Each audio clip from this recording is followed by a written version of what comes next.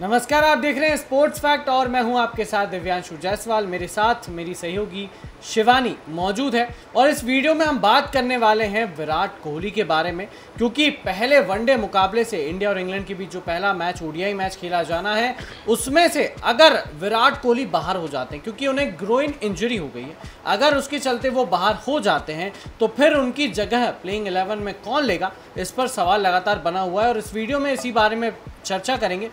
शिवानी, जैसा कि विराट को तीसरे टी20 मैच के दौरान चोट लगी और अब वो सामने आई है, तो आप किस तरह से देखेंगे और इंडिया को कितना बड़ा नुकसान हो सकता है? एक सेटबैक तो इंडिया के लिए ऑब्वियसली है, क्योंकि देखिए सिर्फ बीसीसीआई और रोहित शर्मा उनको बैक नहीं कर रहे, इनफैक्ट मुझे लगता है हर फैन इस टाइम उनको बैक कर रहा है, क्योंकि उनका फॉर्म जो है वो सही नहीं है। और मुझे लगता है क्या जो हम सोच रहे थे कि वो ओडीआई सीरीज से शायद उनका वो फॉर्म लौट आएगा, अब यहाँ पे उनको इंजरी हो गई है। मुझे नहीं लगता पूरी सीरीज से बाहर होंगे, लेकिन अभी के लिए कुछ प्रॉपर कंफर्मेशन नहीं है। अगर सीरियस होगा तो पूरी सीरीज से भी बाहर जा सकते हैं। बिल्कुल। और अगर इसके बाद भी वो अगले जैसे सेकंड ओडीआई में आते भी हैं, वहाँ पे भी देखना होगा कि वो क्योंकि उनकी हेल्थ और फिटनेस कितना अलाउ कर रही है, तो वो भी एक क्वेश्चन है। और मुझे लगता है शायद विराट का टाइम ही सही नहीं चल रहा, बिकॉज आप उनको मौके दे रहे हो, लेकिन अब इंजरी के आगे तो आप क्या कह सकते हो, वो वाली चीज़ है। तो फॉर्म ऑलरेडी चिंता का विषय बनी हुई है और अब चोट के चलते अगर विराट नहीं होंगे तो मोमेंटम कहीं ना कहीं ब्रेक होगा।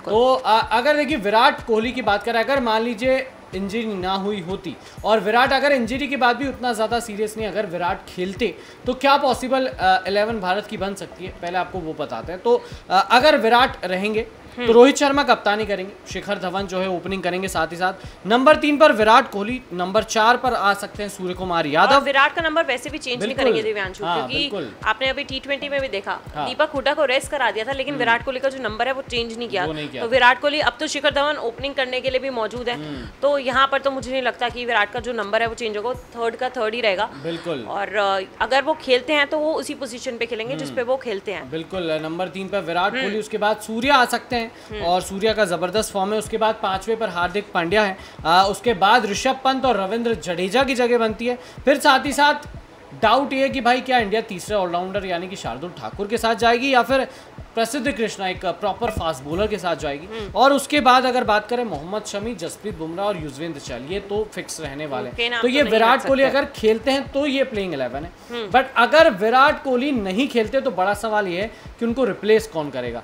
तो वो उस जो प्लेइंग 11 है उस पॉसिबल प्लेइंग 11 अगर विराट नहीं होते तो फिर हमारी पॉसिबल प्लेइंग 11 कुछ ऐसे होगी कि रोहित शर्मा ऑब्वियसली वो कैप्टन है, वो कैप्टनसी करते दिखेंगे भी और ओपन भी वही करेंगे, उनके साथ शिखर धवन होंगे। अब तीसरा स्पॉट जो विराट कोहली के पास है उसकी जगह हमें स्काई देखने को मिल सकते हैं, यानी कि सूर्य कुमार यादव, तो वो ऊपर आ जाएंगे और वो करेंगे। और जो चौथा स्पॉट है जो स्काई के पास रहता है वो श्रेयस अय्यर को दिया जाएगा, क्योंकि आप देखिए जब विराट नहीं है तो ऑब्वियसली आपके जो निचले बल्लेबाज है आप उनको ऊपर की तरफ लेके जाएंगे। और 5वें नंबर पे आएंगे पंत। मुझे अभी भी नहीं लगता कि जो टीम है वो पंत को ऊपर लेके जाएगी, ओडीआई में एटलीस्ट नहीं। पंत को वो 5वें नंबर पे ही रखेंगे, पंत विकेट कीपर का भी रोल अदा करेंगे और 5वें नंबर पे ही बैट करेंगे। इसके बाद 6th पे हार्दिक पांड्या रहेंगे और उम्मीद है कि जिस तरह से वो अच्छे फॉर्म में चल रहे हैं वो इसमें भी रहे। और इसके बाद रविंद्र जडेजा और इसके बाद मुझे लगता है 8 पे शार्दुल ठाकुर, यानी कि 3 ऑलराउंडर्स के साथ टीम इंडिया जाएगी अगर विराट नहीं है तो, क्योंकि हार्दिक पांड्या 1, दूसरे रविंद्र जडेजा और तीसरे शार्दुल ठाकुर, क्योंकि हमें गेंदबाजी के साथ साथ बल्लेबाजी को भी स्ट्रॉन्ग करना है। इसके बाद यूजी चहल वो तो रहेंगे, जैसे अभी दिव्यांशु ने कहा वो उस टीम में भी और इस टीम में भी है, वो रहेंगे। विराट हो या ना हो उनका नाम पक्का है।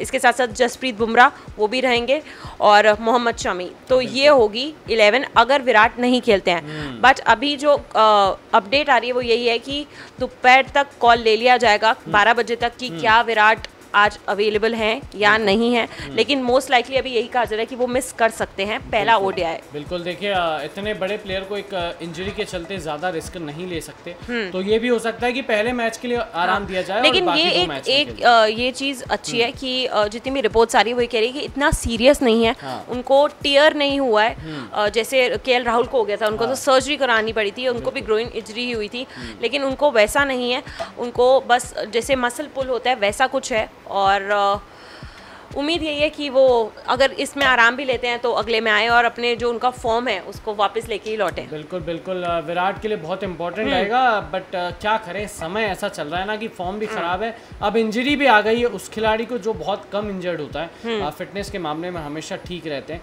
तो ये विराट कोहली के बारे में हो सकता है भाई। अब कुछ लोग कहेंगे कि क्या दीपक हुड्डा, बट दीपक हुड्डा को कंसीडर देखिए T20 में जब नहीं किया गया तो शायद वनडे में भी ना, और पहले ओडीआई में तो बिल्कुल नहीं। हाँ। पहले ओडीआई में टीम रिस्क नहीं लेगी, वो अपने जो उनके एक्सपीरियंस बल्लेबाज है उनके साथ ही जाएगी। तीसरा नंबर वो सूर्य कुमार को दे देंगे और श्रेयस अय्यर को ऊपर प्रमोट करेंगे, जो उनका लाइनअप है वो उसी से आगे चलेंगे। अभी दीपक हुड्डा को एटलीस्ट पहले ओडीआई में जगह नहीं मिल सकती, चाहे विराट खेले या ना खेले, उनकी जगह नहीं बन रही है। बिल्कुल, तो ये देखिए इंडिया की पॉसिबल प्लेइंग 11 हो सकती है विथ और विदाउट विराट।